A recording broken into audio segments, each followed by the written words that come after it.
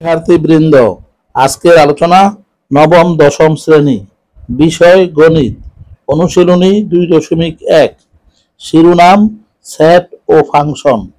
প্রশ্ন নং 6, যদি এ সমান এবি, বি সমান এবিসি, সি সমান এ ইউনিয়ন বি হয়, তাহলে দেখাও যে পাওয়ার সেট অফ সি এর উপাদান সংখ্যা 2n কে সমর্থন করে, যেখানে n হচ্ছে সি এর উপাদান সংখ্যা।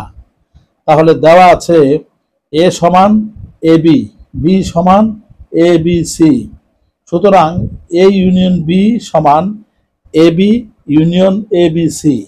এখানে উভয় সেটের প্রত্যেকটি উপাদান একবার করে বসালে দ্বিতীয় লাইনটি হবে এবিসি, কিন্তু দেওয়া আছে এ ইউনিয়ন বি সমান সি, সুতরাং পাওয়ার সেট অফ সি সমান এবিসি, এবি, এসি, বিসি, এ, বি, সি এবং ফাঁকা সেট।